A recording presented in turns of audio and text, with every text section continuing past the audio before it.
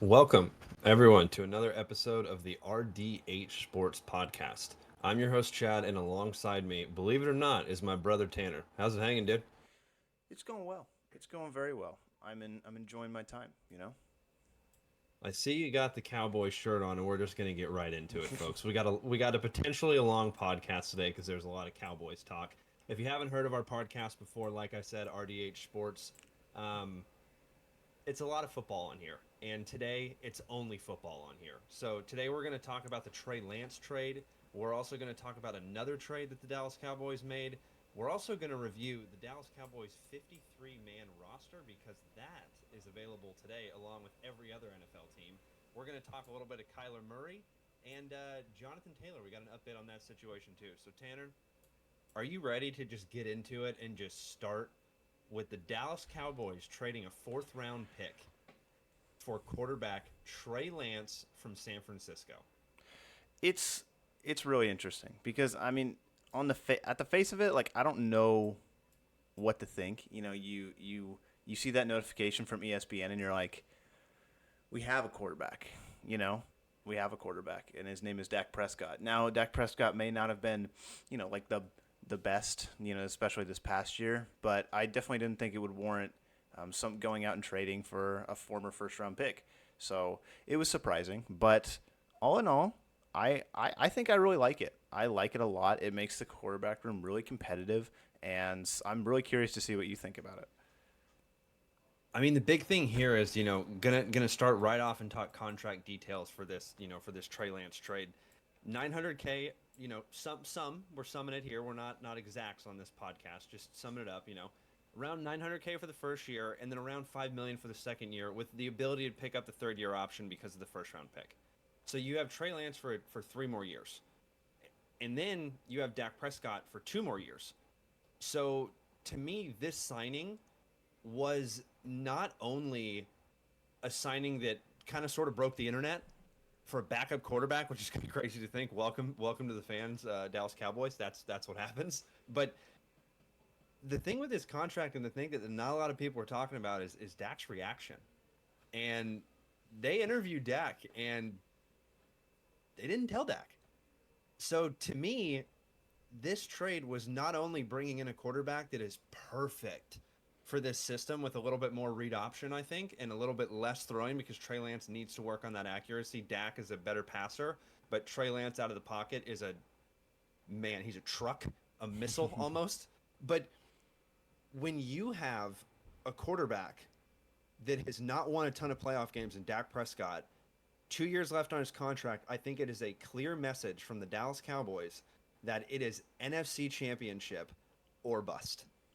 And a lot of my friends and I have been talking about this all week. It was really hard to wait to do this podcast. We almost did a breaking podcast. I'm glad we didn't though because we got a lot of other stuff to talk about. But this is a trade of, like I said, backup quarterback that shook the NFL. Now to get to my reaction, my initial reaction was I needed to see what the contract was because the Dallas Cowboys can't afford to pay a backup quarterback when we're already paying Dak literally like a third of the salary for the team, right? Mm-hmm. So that was my first thing. 900K this year to learn the Cowboys system, to learn this new playbook with this new offensive coordinator and these new weapons that they have. Okay, I'm in. You're walking into a room though where you not only have receivers, you also have running backs. So you have CeeDee Lamb, you have Brandon Cooks, and Michael Gallup, and whoever else you want to fight for the 4-5, right? Then you have Tony Pollard. And then you have a receiving back out of Deuce Vaughn as well. So the compliments are insane. The compliments are insane for this kid. Now, why didn't it work out in San Francisco? Why didn't it work out in San Francisco? Because he is quarterback 3 to Sam Darnold. So that's my biggest question. What is going on? Because you see his past quarterbacks praise with Jimmy Garoppolo. He said all he needs is time on the field. And if you look at his play for San Francisco, he hasn't gotten a lot of time on the field. Why is that? Is that because of lack of preparation? Is that because of lack of skill? Is that because of he's just not getting the chance and he's not have the ability to shine, right? I'm leaning he doesn't have the ability to shine because you traded a fourth round pick for him. So, and they also I'm not going to say who they cut because we're going to talk about the 53-man roster. But that's my initial reaction. And like I said, I think it is a clear message to Dak Prescott. That's what I think about this trade. I will let you rant for a little bit because I just had to get that all off my chest because I've been holding it in since the trade broke. I think it makes a lot of sense because, well, I mean, let's look at like let's not exactly break down Dak's former contract or current contract, but like we have to look at his current contract in this situation because that's just what this situation needs. So like it's not a question of, is Trey Lance like the answer? I think it's the question of, is Dak Prescott the answer? And that's pretty much where this whole thing stems from. So I mean, I saw an interesting thing on ESPN. It was like a little article or a little video, and it was like it was kind of comparing this situation kind of to the Russell Wilson situation where he went to Denver. I mean, the year before, or maybe even 2 years before that trade happened, you look at that situation in Seattle, and you probably don't think that Russell Wilson leaves. You know what I mean? Like at that point, he's playing well. It's a franchise quarterback for the Seattle Seahawks, and you're like, okay, I don't really see a future for the Seattle Seahawks without Russell Wilson in it. And then that last season hits, and they trade him, and it's just like, okay, well, he wasn't like performing up to expectations, which is kind of why I'm comparing it to Dak Prescott. So you look at this situation, and it's funny enough. You and I were talking when the trade went down, and it's like Dak Prescott has like 2 years left on his deal, the deal he signed 4 years ago, and not Brock Purdy. Trey Lance has 3 years left on his contract, including the fifth-year option for the first-round pick. So it's kind of funny. It's kind of like the timetables are like showing themselves to us, kind of in a bad way, because it's obviously, like you said, it's a message to Dak Prescott, and it's a message from Jerry to Dak Prescott and the coaching staff, and just be like, all right, I love what you're doing, but I need more. I need more out of you. I need this to happen. Jerry's no spring chicken, as we like to say, and he needs another Super Bowl, as my father and our father would say. He needs it, and I don't know. I mean, Dak Prescott, he's in his like 8th year, and it still hasn't happened yet. The closest we've got is a divisional playoff game. 2 of those games, it's lost to the Niners in games you should have won. Another one is a loss to the Rams in a game you potentially could have won, and it's like. Not to mention Aaron Rodgers and all those times he's taken That us one out too. There's 4. So it's like you can't get over the hump, and you've been there 4 times. It's just there's got to be another option. I hate to say it, I love Dak Prescott, and he's the starting quarterback this year, absolutely. But I think Jerry is just kind of getting his insurance. You know what I mean? Just in case something doesn't happen, and if it doesn't, goodbye. Like it's kind of that simple. It sucks to say because I love Dak and I love everything that he's done for this franchise. And being a franchise quarterback out of the 4th round is hard to do in the NFL, but it's a business at the end of the day, and that's what Jerry's doing. He's a businessman, and he's making business trades. Exactly. And I couldn't say it better myself. And to end it on this talk, I think that the Cowboys won that trade. I think for a 4th-round pick for a backup quarterback and an insurance policy, and not to mention too bad of a contract that's coming along with it, it's a win. It's a win in my opinion, and like we've been saying, it sends a clear message to Dak Prescott that not only do you need to win a playoff game, you need to win multiple playoff games, and you need to make it to the NFC Championship at least. And if not, then next season there could potentially be a new quarterback of the Dallas Cowboys, but a lot needs to happen for Trey Lance to be the new quarterback of the Dallas Cowboys, right? I mean, I'm not saying like it's like inevitable, I'm not saying that, but I'm saying, all this time we've been talking about like, oh, Dak Prescott, is he the answer? Is he going to lead the Cowboys to the promised land? The only like other argument against that is like, well, who else do they have? They don't have anybody else. Dak Prescott is the only answer for them right now. But now, you got a good quarterback room. You saw Cooper Rush last year. He played really well. Not saying he could be, sit in and be a 17-game starter, but like there's a potential there. There's competition. Trey Lance is now in that quarterback room too. So it's like there's competition. It's a good thing. I really like it. Dak Prescott, his time is not over in Dallas at all. But, hopefully the writing is not on the wall with Dak Prescott. Yeah, and once again, I'm not saying Trey Lance is going to come in and start week one Mm-hmm. and Mm-hmm. take over the Dallas Cowboys and take them to the promised land and win playoff games. That's not what I'm saying at all. Like I said, Trey Lance is quarterback 3 in San Francisco and a fourth rounder. Some critics may think it's a little steep for me.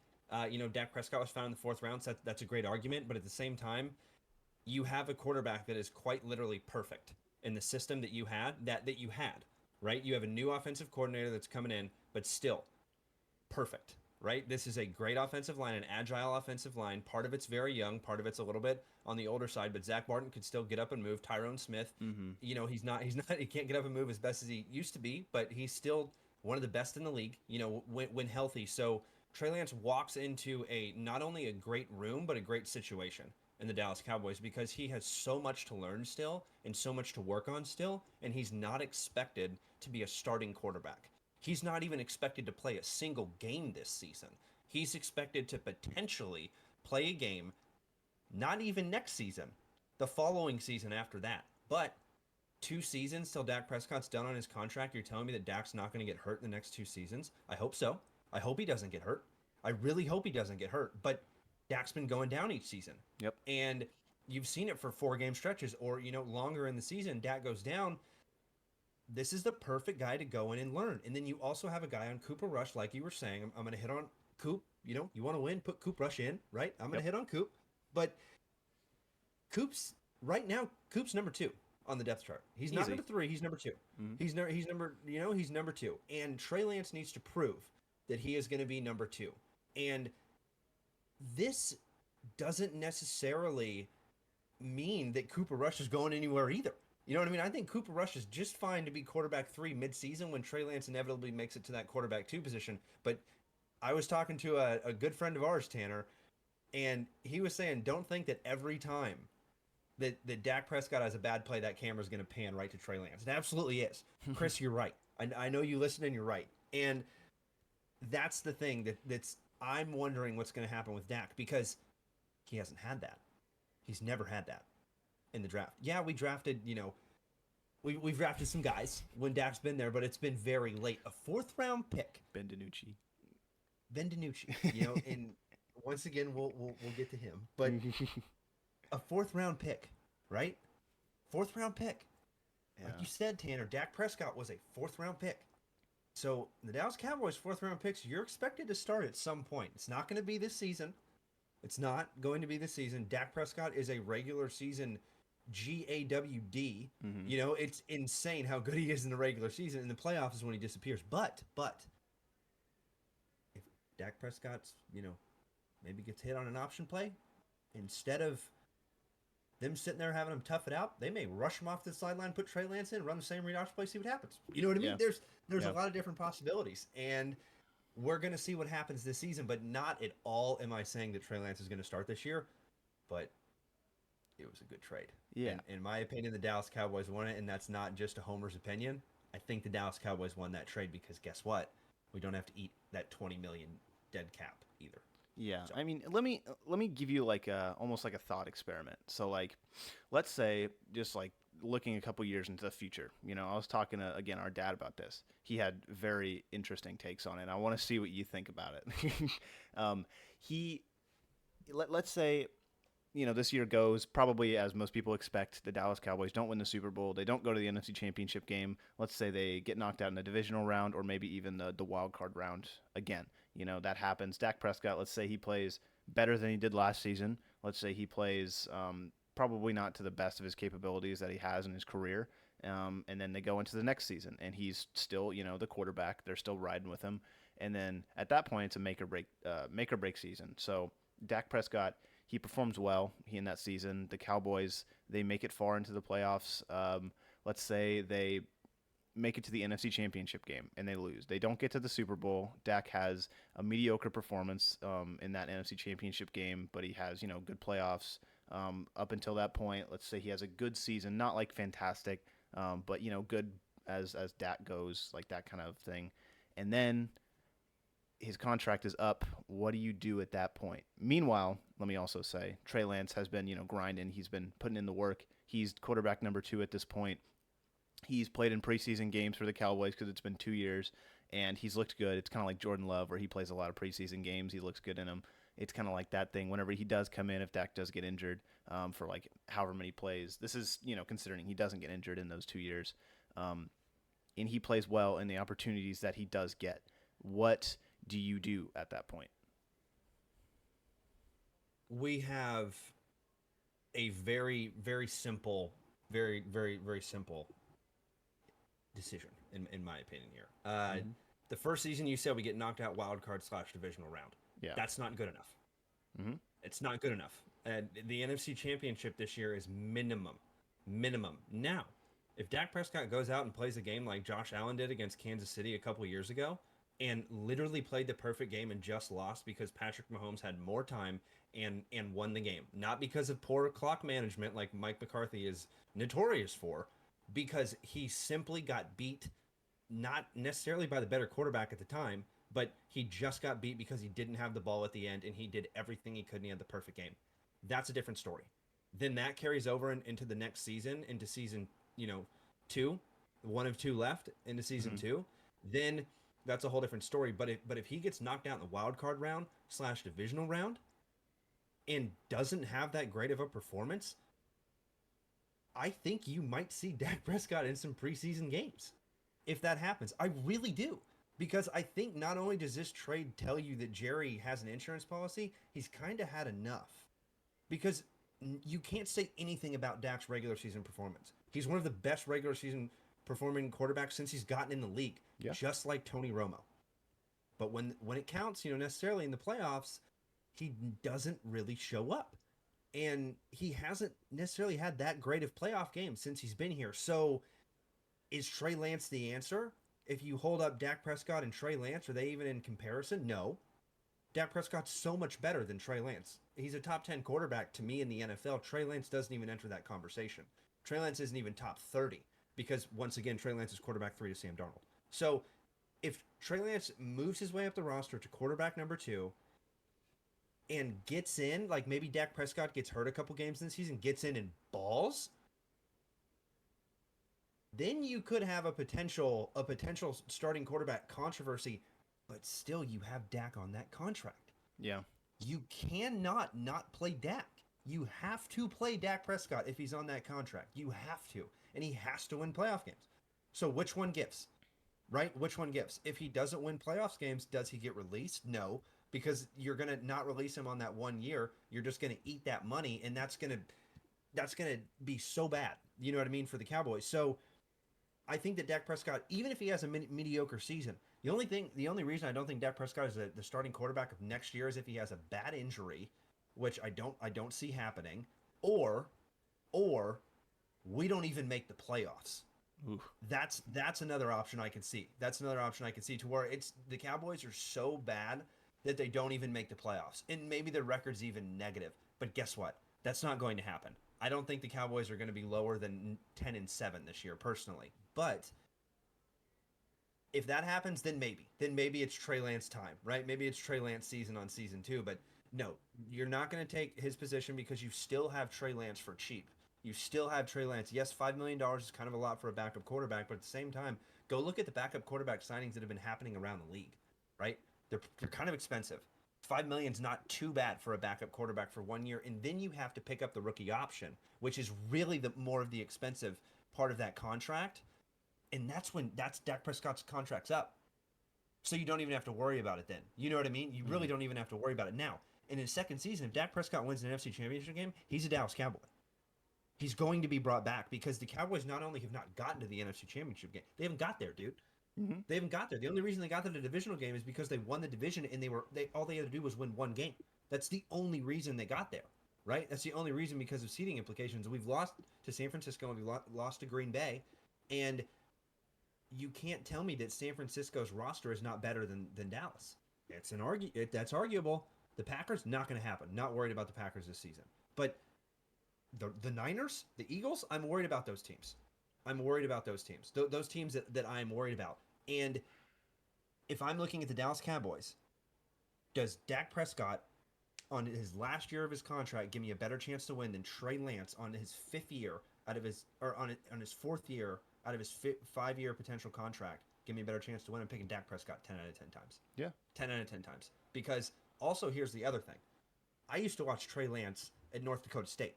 I used to watch him when he played, when he came from Carson Wentz, and when that school became quarterback U for a couple seasons, right? You know what's happening with Carson Wentz right now. He's not the starting quarterback, and he's bounced around from team to team to team. Trey Lance has already now bounced from team on his rookie contract. Does he stop at the Cowboys, or does he continue that same North Dakota State carousel that's kind of going on right now with quarterbacks? We'll see. But last point I'll make, Dak Prescott is an incredible quarterback. And I watched the 2000s Cowboys. I was at a lot of those home games. You don't want a Quincy Carter to come in. You don't want a Drew Bledsoe to come in at the tail end of his tail end of the career. You don't want another quarterback like that to come in when you have a quarterback like Dak Prescott. So, Dak needs to win some playoff games. Not games. He needs to win some playoff games this season. And if he doesn't, he has one more season to win a couple more playoff games, and then it's Trey Lance on a 1-year contract. And that's a gamble that I'm completely willing to take because the Packers are doing it this year with Jordan Love, and you see the running back market changing into 1-year deals. So go out there and prove it. I like it. I like it. That's kind of what I'm thinking. Now, 30 minutes later, we're going to talk about another trade that the Dallas Cowboys made. They traded cornerback Kelvin Joseph from the University of Kentucky, former second-round pick, to the Miami Dolphins for Noah. I'm not even going to try it. Tanner, you can try it in a second if you want to. Former first-round cornerback from Auburn. Do you want to try to say his last name? I don't know how to say his last name. Igbenogany. My man, thank you. I'm pretty sure that's it. Noah Inganababi. Have fun. That's going to be some edits going on there. Try have fun with that one there, Tanner. I'm leaving it in. I don't know what you're talking about. No, I'm saying like that could potentially be pulled out. That was a bad stumble there. Anyway, I'm going to read my original 2019 scouting report from this kid. Okay. Played most downs in the corner position, mixed in some box play as well. 2-year college player, went back, rewatched Alabama tape and A&M tape. Alabama looked great against top wide receiver prospects. Mind you, this is, back in 2019, 2018. Actually, yeah, 2017, 2018. So it's back there, right? It's back there. So, but watch the A&M game. He got exposed in the A&M game when A&M was having quarterback controversy back then. So you got to be a little bit careful, in that. And a big knock on him is his movement. He stands. What I was looking is he just stands. His feet aren't moving. In hockey, we always have a saying: your feet always have to be moving, and you always have to be bent over a little bit to get ready to get the puck. In football, it's the same thing. You can't stand straight up, right? Me, couch football warrior over here. You know what I mean? But and then my last thing was interested to see how his college game translated into the NFL. It hasn't translated in the NFL, and this is potentially his last stopping ground. I don't know about last stopping ground, but I mean, you're trading a second-round pick who Kelvin Joseph, when he was on the field, didn't play very well, and got a ton of penalties. So good, see you later. Not sad at all, about him leaving, and then getting a new former first-round corner with Dan Quinn, 5'11", not necessarily the biggest corner that Dan Quinn has, like a Richard Sherman type, but that's not a bad size for him. And like I said, his college game has not translated over to the NFL from Auburn, but hey, not too bad of a pickup in my opinion for a depth guy, and probably slotted in as number 3 or number 4 on the depth chart, maybe even number 5 right now, working his way up. Yeah. I kind of look at it as like a 1-to-1 trade, almost, because it's kind of like, this is a first-round pick, former first-round pick in Noah Igbenogany, and he was expected to, kind of, be a first-round pick, play as a starter and play well. And he didn't. He didn't play that well. I pulled up his stats, and in his rookie season, he played 16 games, but he only started 2 of them. 2 passes defended, 2 fumbles recovered, 13 combined solo tackles, 2 assisted. 2021, he played 7 games, started 1 of them. Made 6 solo tackles, Um, 2022, he played 9 games, started 2 of them. He had 8 solo tackles, 10 combined. And it's like that's pretty much it. He's not a role make or a role player. He's not that very big in their defense, and it's kind of been like very lackluster performance from him in Miami. So that's kind of the same story with Kelvin Joseph. You know what I mean? He's been a big special teams guy since he's come to the league with the Cowboys. And I mean, no, I don't know. I think it's kind of like both teams were like, we kind of have the same player. Let's just like interlock them and see if they can get a Change fresh scenery. start. Yeah, exactly. Change scenery, see if they can get a fresh start on a different team, and see if they can do something. I like it. I like the trade, especially. I think it's a straight up just player for player. So there's nothing really lost or gained here. So I like it. Yeah, exactly. Then jump into the Dallas Cowboys 53-man roster. No, we are not going to review every single team's 53-man roster. We'd be here for a while, but we're just going to review with the Cowboys on this one, and we're just going to start from the top. We're going to start at the quarterbacks, and obviously Dak Prescott's there. Obviously Trey Lance is there. And the third quarterback may be a bit of surprise because Danucci went out through 4 touchdowns. No. Will In Greer. Will Greer went out and threw 4 touchdowns. Will Greer, I completely get them mixed up. Will Greer went out there and threw 4 touchdowns Yeah, and is now no longer on the Dallas Cowboys. The third quarterback incredible is Cooper Rush. performance, by the way. I mean, yeah. Yeah, incredible. And those are the three quarterbacks. Any real surprises there to you? No, not at all. I mean, obviously the Trey Lance trade was a surprise, and I thought Will Greer was going to make the 53-man 2-man roster, whatever it is. And he played really well in that preseason game. I don't know if that was the Dak effect, calling plays, but impressive, very impressive. He looked really good. I think a team's 100% going to pick him up. Why did you have to bring up Dak calling plays on the sideline? You just had to bring that into the podcast. I wasn't going to bring that negative energy, and I I don't totally think it's understand negative. his calm.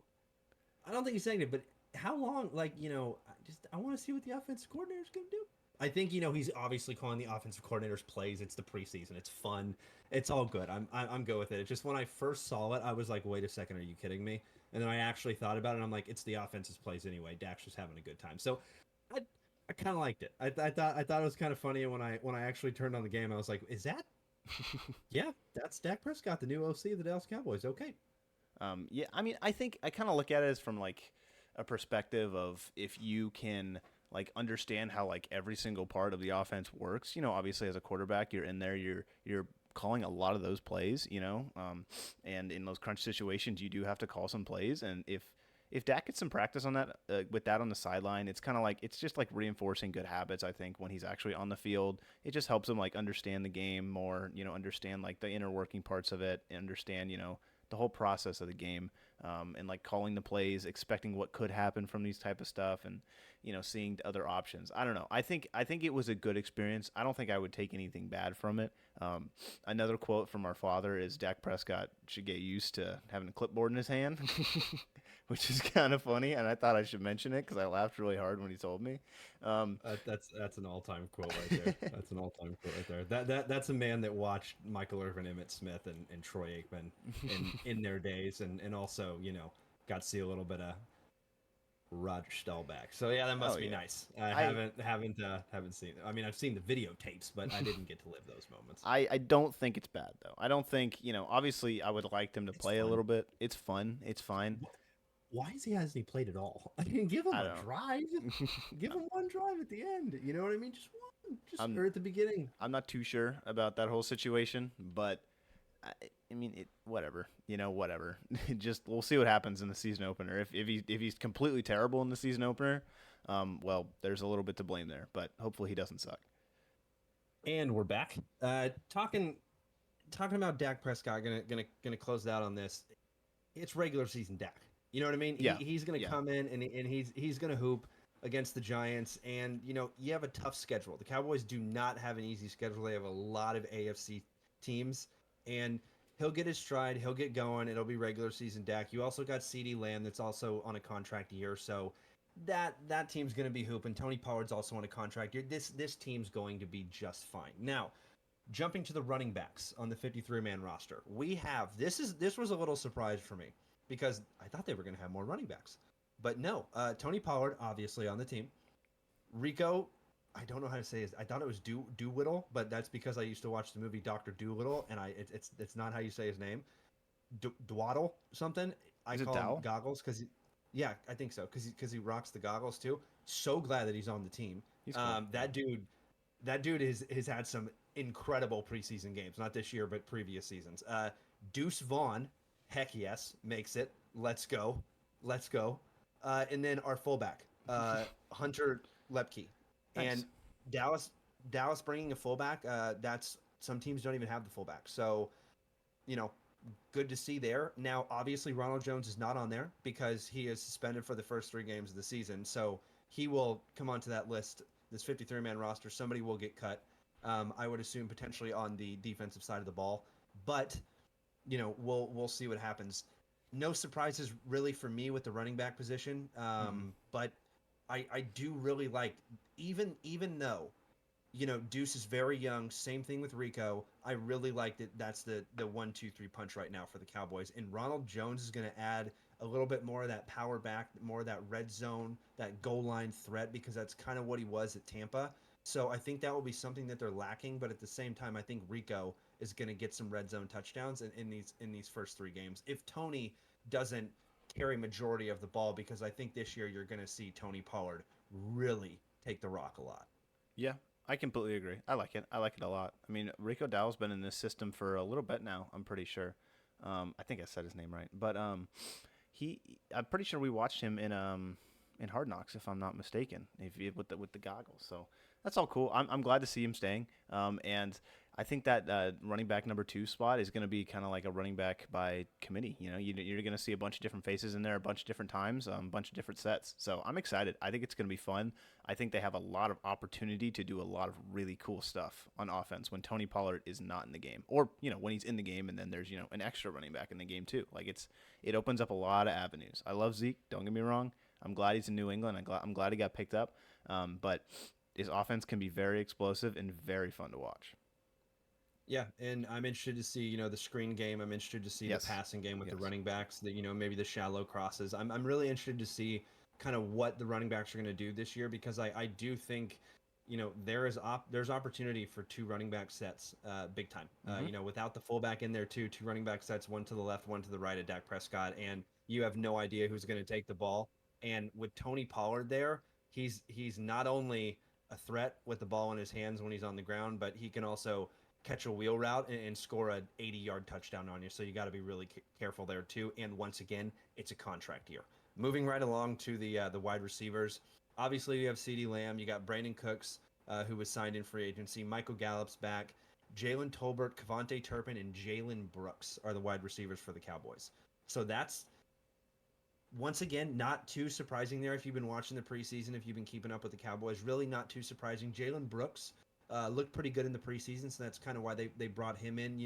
Kavonte Turpin, uh, I hope he stops fumbling Yeah. because he could potentially be out of a job after this next season if he doesn't, stop fumbling and he continued to fumble. But I think he'll be fine in the regular season. And once again, if he doesn't, we have guys that can easily step in. Why would you not want to have Deuce Vaughn back there in punt kick return? I think that would be something that would be incredible. You see how shifty he is with the ball in his hands. Not to mention CeeDee Lamb is going to be that punt returner probably anyway. But so many dynamic playmakers right now on the offensive side of the ball for the Cowboys. So if Kavonte Turpin doesn't really step up, that's really the only.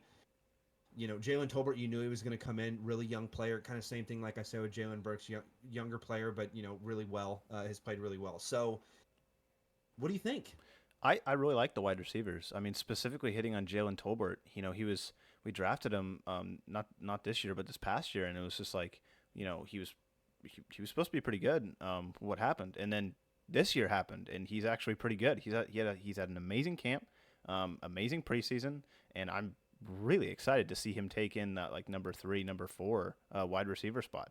I mean, heck, he's been playing his butt off. Like I'd give him some opportunities in some regular season games. I think he'll make the most of them. He's looked really good.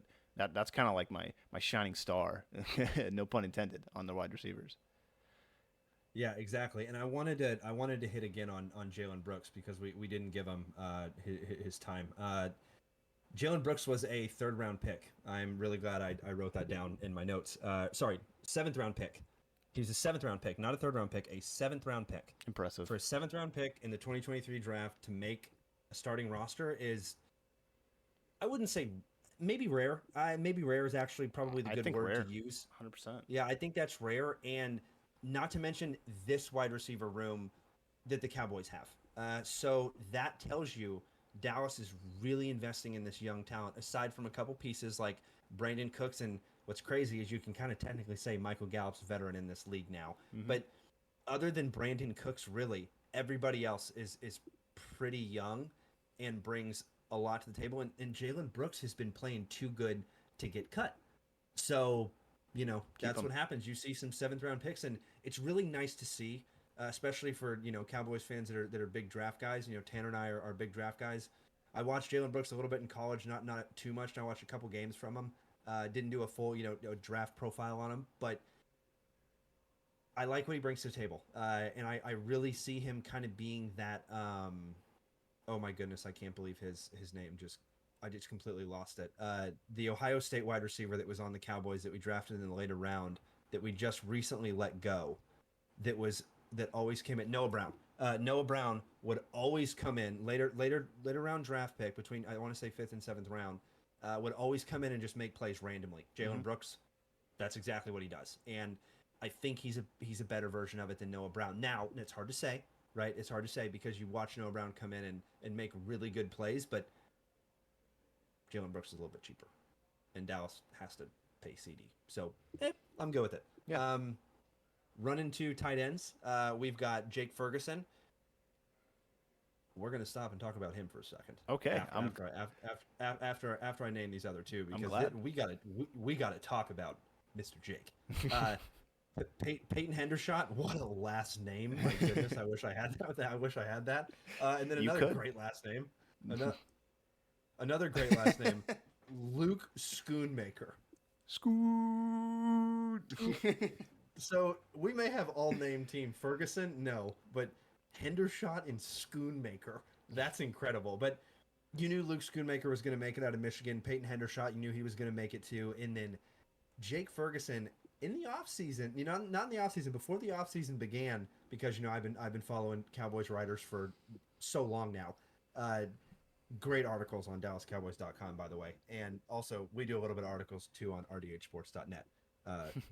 Whatever, but Jake Ferguson, he was rumored to be tight end 2, tight end 3, even tight end 1 at times in different articles that I've seen from different analysts around. Look at the Cowboys articles, pretty much one or two at the latest, but I think he's guaranteed number 1, and I kind of understand why Dalton Schultz is gone. Yeah. Are you kidding me? I mean, he not only did he, I mean, yes, he dropped a couple, you know what I mean, but at the same time,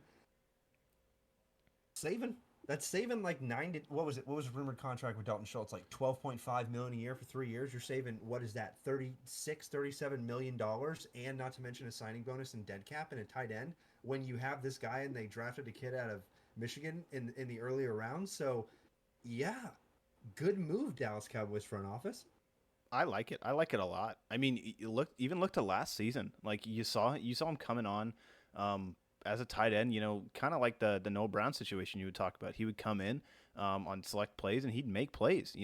He would get touchdowns. Like you've seen him. Like Cowboys fans, if you watched last year, you've seen this guy and you've seen him make plays. And in the preseason, it was no different. He got in there and he made plays. And just any time that he's been on the field, he's been a big impact to the offense and its production. And that as a tight end, as a young tight end, that is so valuable, especially in the Cowboys, especially when they're going through that Dalton Schultz situation. So I love it. I freaking love it. I want him to be a safety blanket for Dak Prescott. If he is playing to the best of his ability, Jake Ferguson, that is, then Dak Prescott's just going to be a better quarterback. It's just that simple. I love it. I freaking love this tight end room. I think they're all pretty talented in their own unique ways, and it's cool. It's cool. I'm excited about tight ends, man. And backup quarterbacks. Don't and forget. backups quarterbacks. Now jumping to offensive line, we got Tyron Smith, Tyler Smith, Tyler Biotish. Wow. Zach Martin, Terrence Steele, Matt Waltzico, Asim Richards, and TJ Bass. That is Not a lot of depth. about 8 offensive linemen. But, you know, once again, you can bring guys in and out of the 53. Yeah. TJ, I mean, the last three really, TJ Bass, Asim Richards, and Matt Waltzico, those three kind of really you didn't really necessarily know if they were going to make the team, but at the same time, Dallas didn't have that much depth in terms of offensive linemen that they had, but they gave a lot of guys chances, and I don't really argue with those three. I don't necessarily think they're going to see a lot of field this year unless you're seeing injury. And Well, then depending on the severity of the injury, Dallas could go out and trade and get a guy anyway. You've seen teams do that. So I wouldn't take a ton of stake in those guys, but what do you think overall about this offensive line? um, I mean, my first question is, who's going to replace Tyron Smith when he inevitably gets injured? It's whatever they do. Dallas will probably shift Tyler Smith over there. You Probably. know what I I mean, mean? Like they've done that in the past. they'll probably shift him over there, and then Dallas really likes to play whatever offensive lineman's playing the best at that time, and they throw him in, right? Like that's why Jason Peters, he was playing really good at that time last season. That's why he got thrown in when there were younger offensive linemen ready to go. And once again, like that's kind of what happens, right? You get those veteran guys. So we'll see what happens with the offensive line, but hopefully, no injuries are going on. But if Tyron Smith goes down, I think they shift. I think they shift Tyler over there, and then I think you could potentially see Zach Martin switch to the weaker side. If he's playing left, go to right. If he's playing right, go into left type thing. So I could see those type of changes. But yeah, those three, Bass, Richards, and was like, oh, those guys are really depth to me in a potential swing tackle situation, which it's an offensive lineman running, straight at a defensive, back Can or middle linebacker. It's not going Yeah, to be a hard, you know what I mean? I guess so. It's Yeah. a, I mean, so can we also just take a second to appreciate and just absolutely appreciate Terrence Steele, for what he's done for this organization in his time that he's been playing. I mean, the dude stepped in for Lyle Collins when Lyle Collins was the starting right tackle, and he was playing pretty well. He goes down and he has like that suspension stuff and all that stuff going on with him. And Terrence Steele plays like the best football of his career and earns himself a starting job on the Dallas Cowboys front lines. And that's, I mean, he's done so much. I don't remember what draft pick he was, but it's kind of like a steal of that offensive line almost. yeah, I mean it's hard to argue it. You know what I mean? You can't. And he's played pretty well when he's been in. Penalties haven't been too crazy at the beginning. No, They were, not at but all. he's gotten way better. Yeah. As time's gone on, and as a young player going in, of course you're going to expect some holding penalties. Unless you're Zach Martin, then you don't get penalties, you don't get sacks, you don't get nothing. You're just incredible, and thank goodness he's back. Now done with the offensive side of the ball. It's an exciting offensive unit. When you read it out on paper, realistically, it's a really good offensive unit and easily a top three offensive unit in the NFC to me personally. Depending on where in the top three, we'll see at the end of the season. Also, barring injuries. Mm-hmm. Defense time starting in with the defensive ends. Micah Parsons, Demarcus Lawrence, Dorrance Armstrong, Sam Williams, Hey. and Dante Fowler, who Dallas recently traded for. So Dante Fowler, Dallas recently traded for, kind of a resurgence type thing. Former first round pick, if I'm not mistaken. I want to say the Jaguars. He played there for a while. I don't remember if he was drafted there or not, but great, great pick coming out of college and hasn't necessarily played the best ball, but at the same time, a rotational player coming in with Dante Fowler. That's great. Sam Williams, not sure what's going on pending the investigation or anything, but Dorrance Armstrong has played so well. Yeah. You know what I mean? You knew he wasn't going to get cut. Demarcus Lawrence, obviously. And then you have, the Lion Micah Parsons, who's hopefully never going to go anywhere and be a Cowboy for life. So, not a bad defensive end. You know what I mean? Not a bad room. But at the same time, that's 5 defensive ends, which tells me that there's going to be a little bit more linebackers that could potentially be rushing the passer, or Dallas is really going to beef up that defensive tackle position, which is crazy. Yeah, it's interesting because Micah's a defensive end full through and through, and I'm fine with it. He's just gonna whenever it pleases him, I guess. He's just going to make his switch out to, cover linebacker, and he's going to drop back and do stuff like that. But I like to see him, we're seeing him as a defensive end. Like, that's his, like, position. So I think it's cool. It's a little, it kind of seems like this list is a little top heavy, but I mean, with Micah Parsons, it's always going to be top heavy. So, Yeah, absolutely. And I mean, him and Tank with him and yeah. Demarcus Lawrence are a nasty 1-2 combo because Demarcus Lawrence coming out of Boise State, Micah Parsons coming out of Penn State. Both of them in college were not supposed to be this good as they are in the pros. Demarcus Lawrence, former second round pick, Micah Parsons, first round pick, and these guys are really good. And they're duoing up again, and they're about to go. And to be honest, they're going to be on the field a lot. One of them is going to be on the field, I think, a little bit more than the other with Micah Parsons, just because the age and everything. But Micah Parsons and Demarcus Lawrence as your 1 and 2 defensive ends, that's incredible. And then Dorrance Armstrong, Sam Williams, Dante Fowler coming in to pick up the scraps. Absolutely sign me up. I'm excited for that group. But it is a bit of a surprise with only 5 defensive ends. And jumping to the defensive tackles, there's more defensive tackles than there are defensive ends on the Cowboys. You have Mozzie Smith, Jonathan Hankins, Osa Odigizua, Junior Faeko, Chauncey Golston, and Neville Gallimore, the Canadian bulldozer Oh, from I Oklahoma. forgot we had Neville Gallimore. That's kind of sick, actually. That DT room is That kind of is sick. that is 6 defensive tackles and 5 defensive ends. So that obviously tells you that position's locked down. Like it tells you they have that much faith in Micah Parsons and Demarcus Lawrence in the defensive end position. And to me, this defensive tackle room is a lot of different flavors in there. Hmm. I'll say. You know what I mean? You got Mozzie Smith, who good luck moving.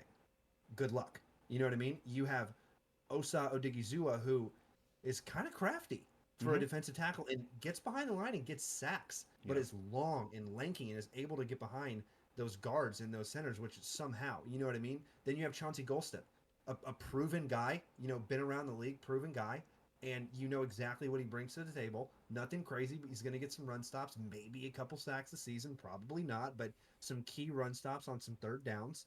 And Gallimore, the Canadian bulldozer, who has not necessarily disappointed, but not necessarily had, the best seasons, right? He's been plagued by injury throughout his career, but I am liking the defensive tackle room. And I actually don't believe that I'm saying this, that they have more defensive tackles than defensive ends, and I'm kind of a fan of it.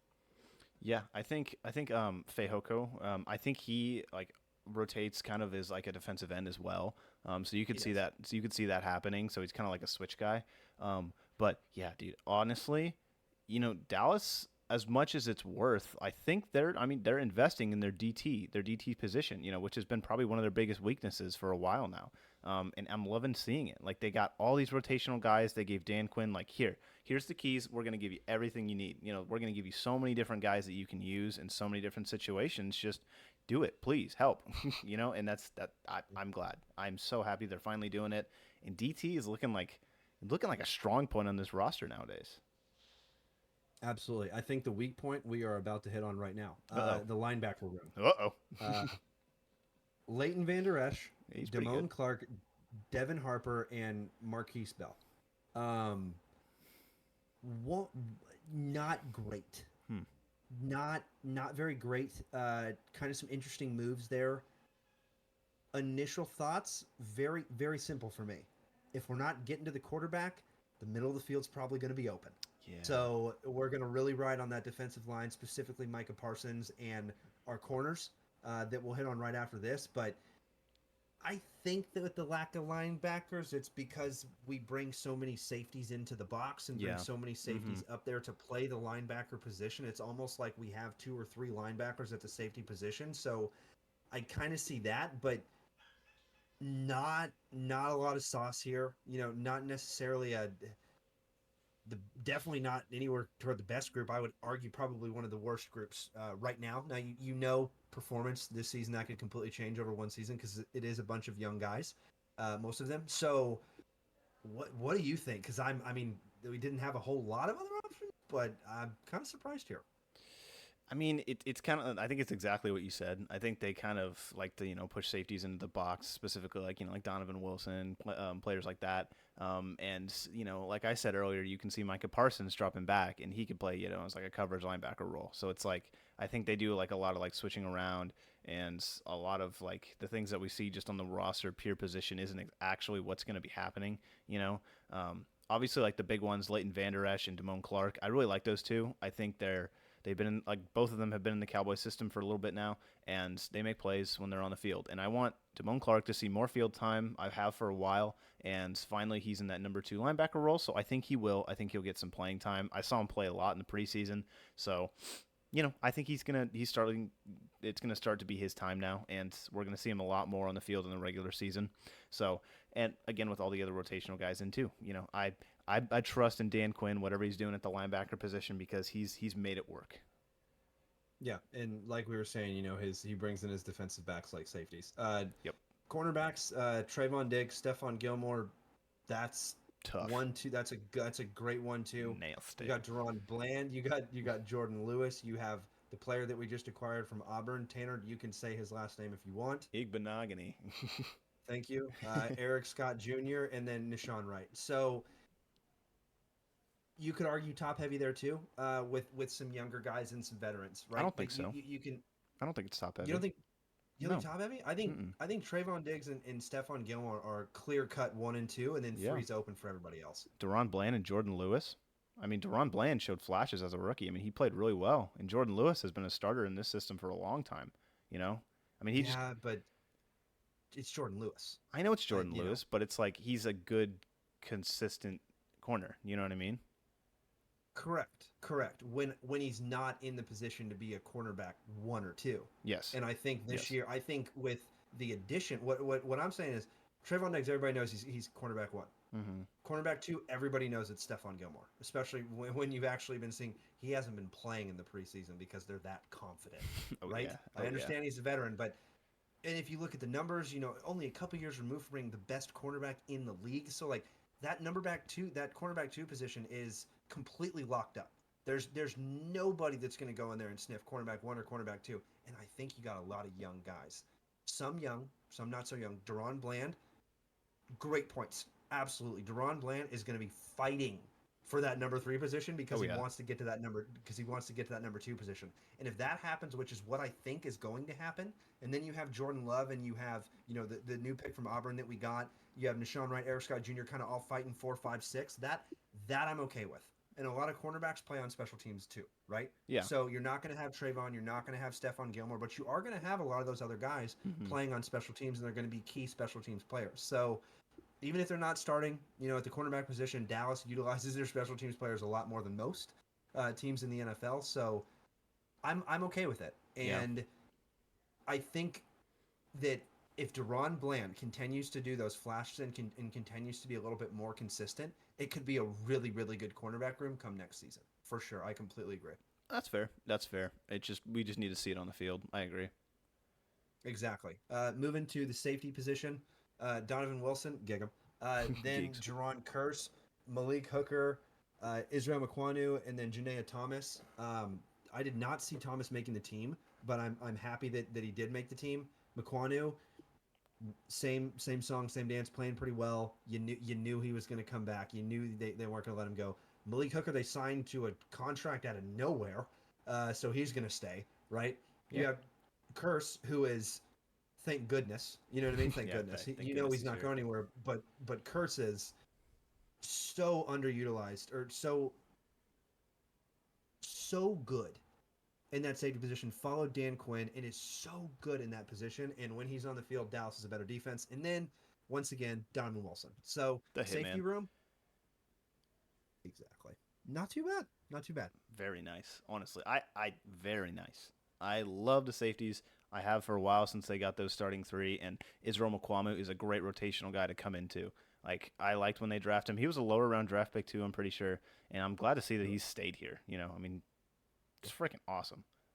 It's a Dan Quinn guy. It's a lanky corner, right? It's a Yeah. Dan Quinn guy, lanky corner, still here. What about like special And teams? do what? What about special teams, kickers? What we got? We got specialists right here. We got We Dallas did actually sign a kicker, just in case you're wondering. I saw that. Brandon Aubrey is the kicker, and then Brian Anger is the punter. So, not too bad. We'll see what happens with the kicker. Could be a different one week 2, but we'll see. I'm not 100% sure what's going to happen with the kicking position, but the punter, solid punter we got there. Yes, yes, he's very good. I've seen that dude. Yes. I've seen that dude boot that ball very far. And it almost looks inhuman. I'm pretty sure seen him hit the skybox when he's in Dallas too. And it's just like, come on, man. It's like, Yeah. what do you want me to do, bro? Sorry, I got a boot. Yeah, back when and they gave penalties for it. So yeah, I remember that. It's like, dude, what are you doing, man? You can't hit it that high. But yeah, now that's enough Cowboys talk Oh yeah. for one episode. Now it's time to talk a couple updates, and then we're out of here, Tanner. You want to touch on a little bit of Kyler Murray? I thought this was really interesting, and I'm really surprised not a lot of other people are talking about it. I texted you like last night about it in the family group chat. I'll kind of just read almost exactly what I texted. Basically, the Arizona Cardinals. I don't think they've done it yet. It's already past the timeline. No, But no, they haven't. the Arizona Cardinals, they did not put Kyler Murray off of the pup list. And basically what that means is the physically unable to perform list. And that means that basically he will have to sit out the first 4 games of the regular season because of his injury at the end of last season, if you remember that injury. So I think he got surgery in January and he still hasn't recovered from it yet.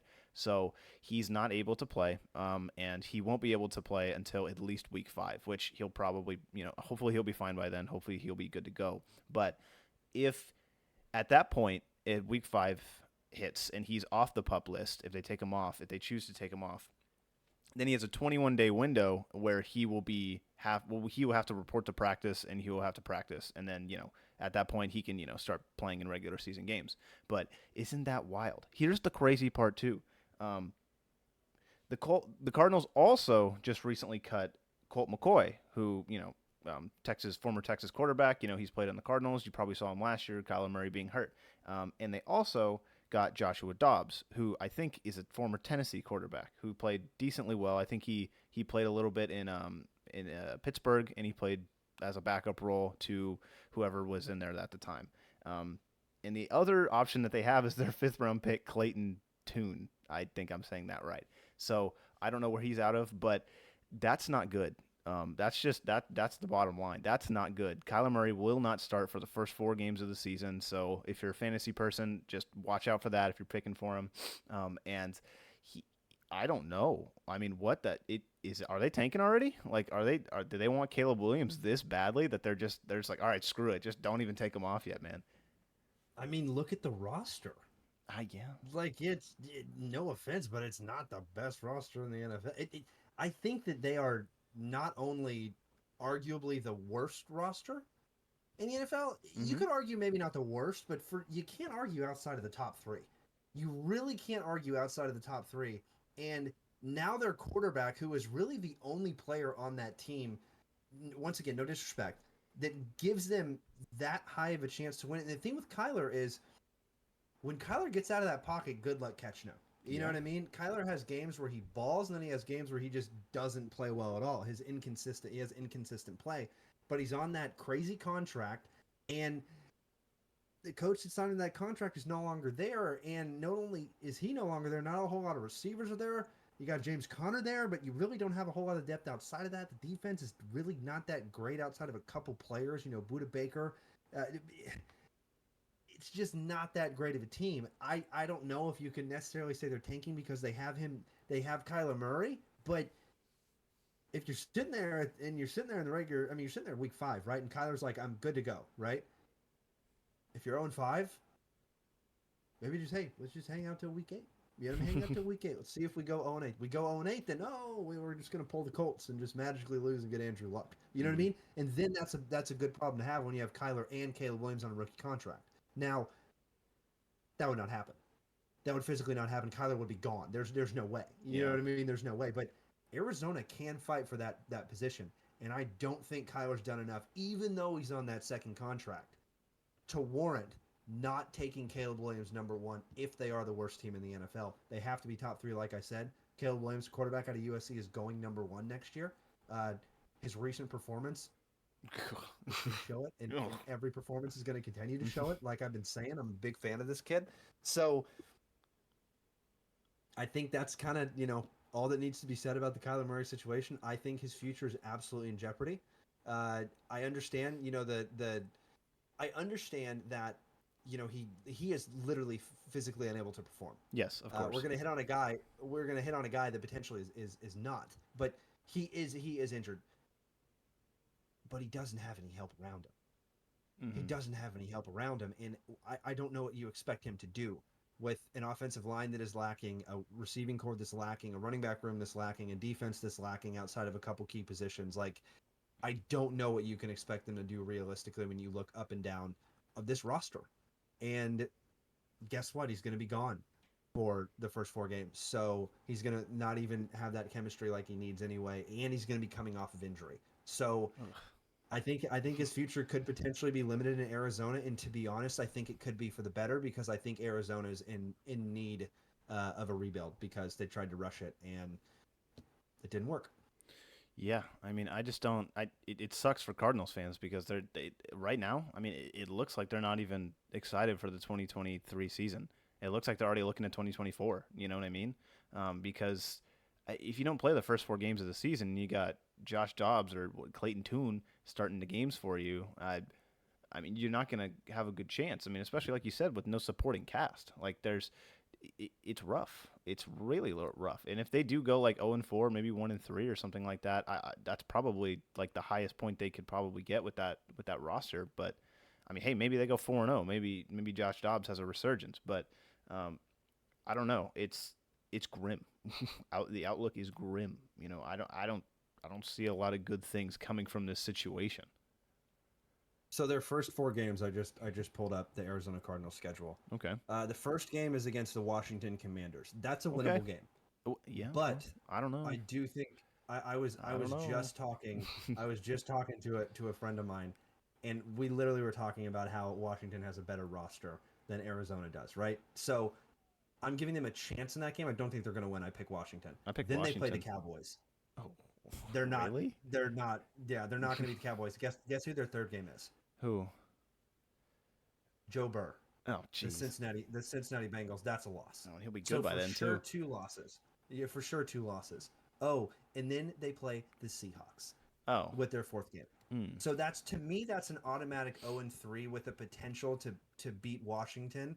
And then the week after that, they have the Browns, and then they have the Texans. So they could potentially, if Kyler comes back, no disrespect to your Browns, but I'm not worried about them right now in the AFC. And I think that the Browns could potentially face Kyler Murray for the first time, which of course if you're a Browns fan would happen to you, but I don't think out of those first 4 games he's going to get more than the Cardinals are going to get more than a win, and that is if they get a win.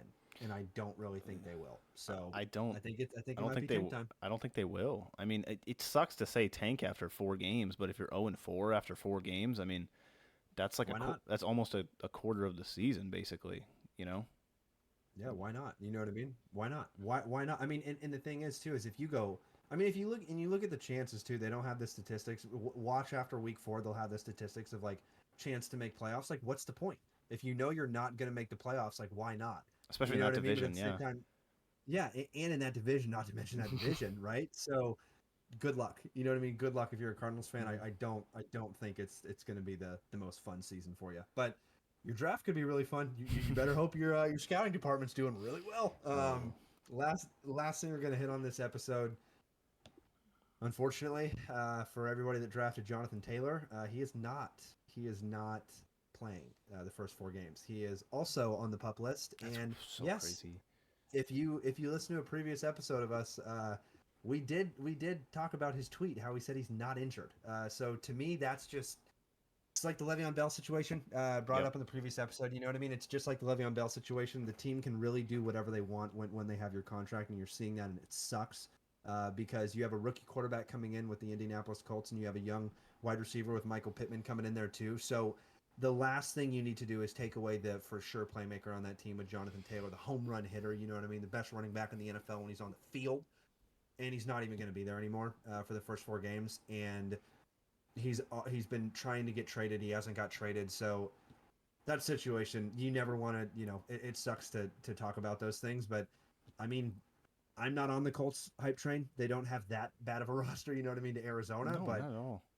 I'm not on necessarily the Colts hype train. And when you take away their best player on their team, defense or offensive side of the ball, you're going to be worse. So I don't understand the move at all. But Jonathan Taylor's not going to be there for the first 4 games. Yeah, yeah. That's just wow. You know what I mean? It's Jonathan Taylor. I mean,